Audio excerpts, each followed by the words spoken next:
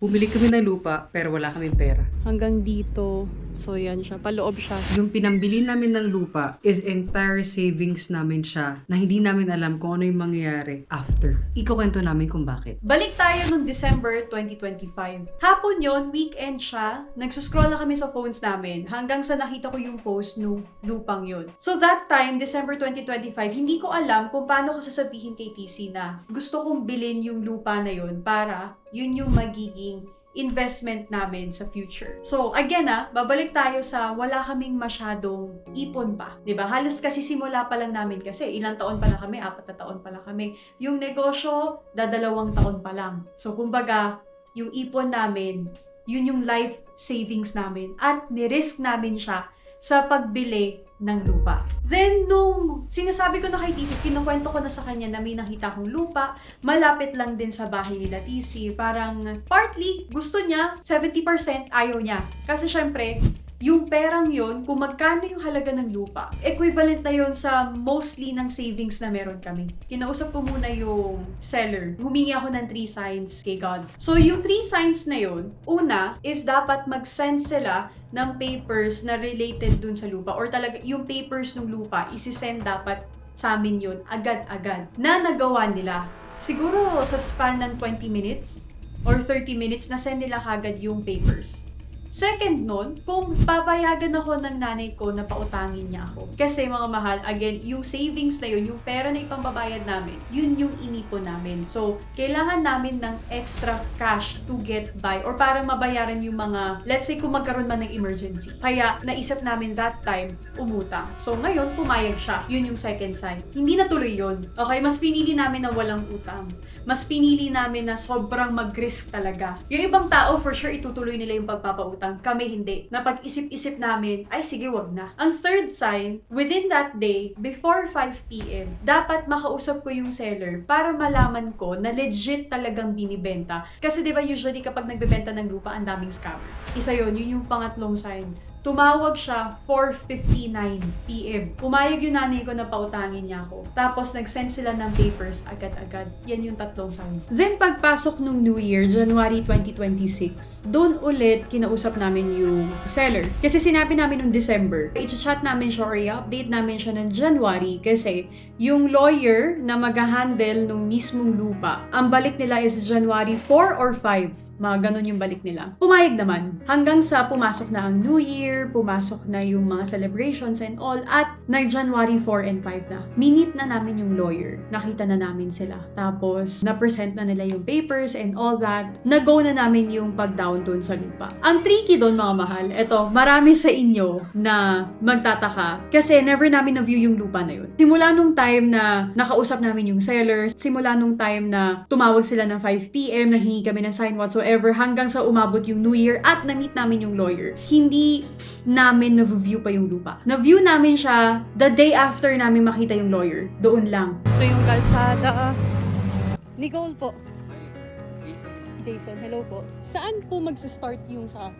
dito po. So yung ditong... Ito po, ang bahay na to. Bahay.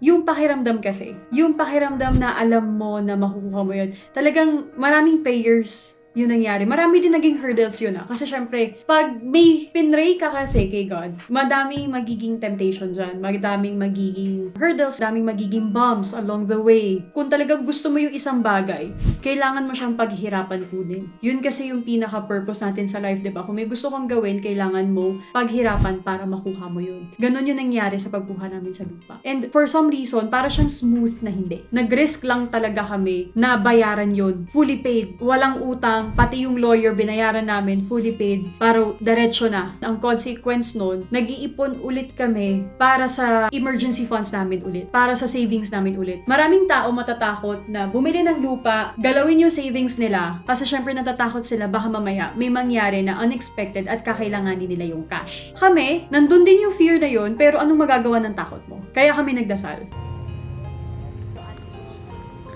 Okay, tingnan natin yung signal. Bari. Tabi-tabi po. Tabi-tabi po. New landowner.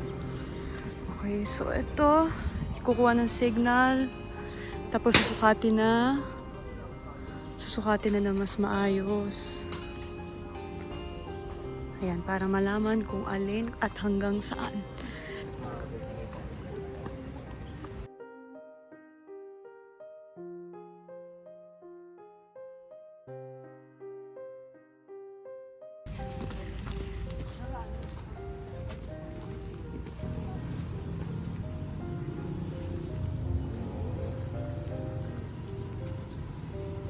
So, start na ng survey. Then, titignan na lang namin. So, papakinggan muna ni TC lahat dahil nag-iilocano sila. Hindi pa ako masyado nakakaintindi.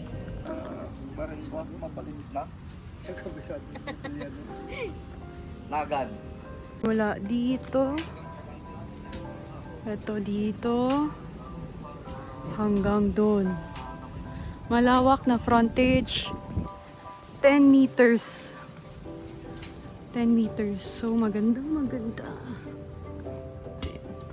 Ito yung next. Kita niyo ba? Yun yung isa.